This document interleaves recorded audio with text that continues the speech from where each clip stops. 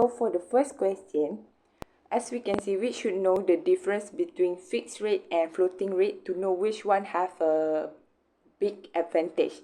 So as we can see here, floating rate have more advantage with 0.75%.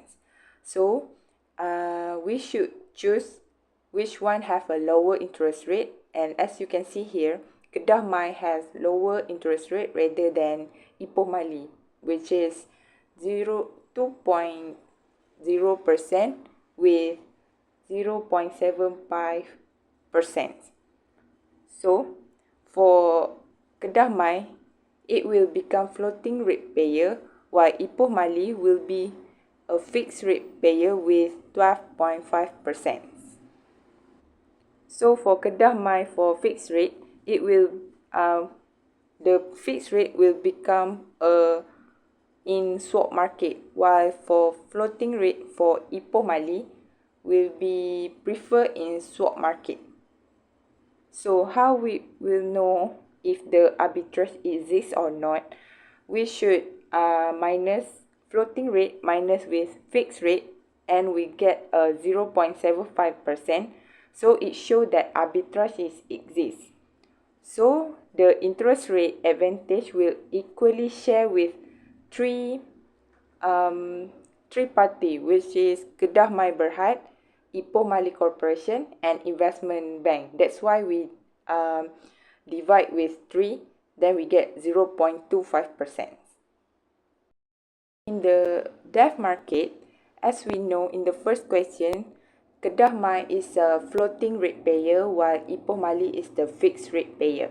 So Kedah Mai have to borrow RM50 million at 3 month LIBOR at 2.0%, which is cheaper interest rate in the debt market. While for Ipoh Mali, they need to borrow RM50 million at 12.5% fixed rate, and they refer as a counterparty in the debt market.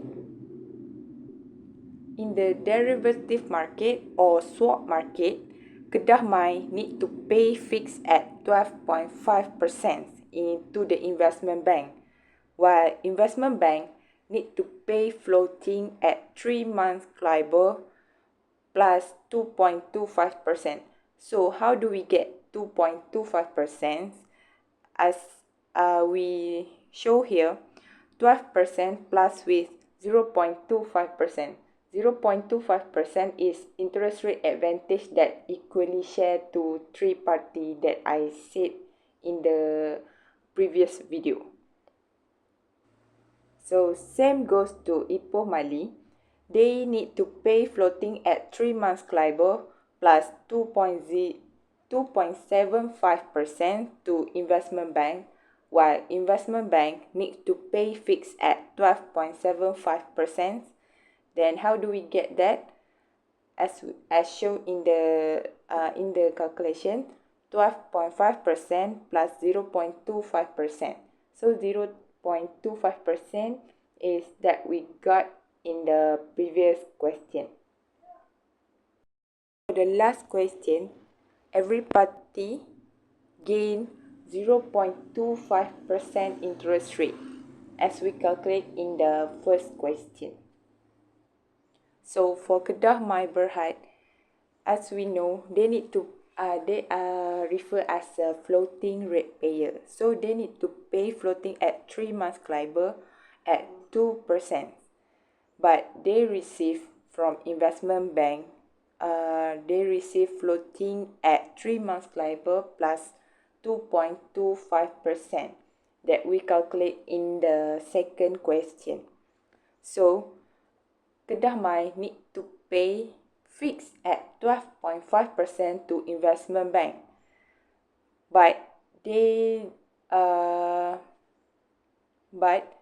need to pay only 12.25% because they already received 0.25% from investment bank, so they do not need to pay to 0.25% again. So Kedah Mai get a benefit, a saving reduced cost of 0.25%. instead of using fixed rate at 12.5%, Kedah might only need to pay fixed at 12.25%. So this also happened in Ipoh Mali Corporation. They need to pay fixed at 12.5% as a fixed rate payer. They also need to pay floating at 3 months LIBOR plus 2.75%. So they will receive fixed from investment bank at 12.75% as we calculate in the second question. So they need to pay floating at 3 months LIBOR plus 2.5%. As I said just now, they do not need to pay 0.25% because they already got from investment bank 0.25%. So this is the benefit that they got a saving of 0.25%. So instead of using floating rate at 2.75%, Ipoh Mali only need to pay floating at 2.5%. So what happened in the investment bank? So investment bank will receive fixed from Kedah Mai at 12.5%.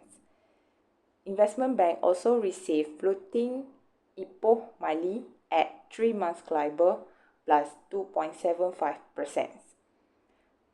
Investment bank need to pay floating to Kedah Mai at 3 months LIBOR plus 2.25%. Investment bank also need to pay fixed to Ipoh Mali at 12.75%. So net profit at 0.25%. So investment only receive a net profit of 0.25% in the swap market. So that's all from us. Thank you.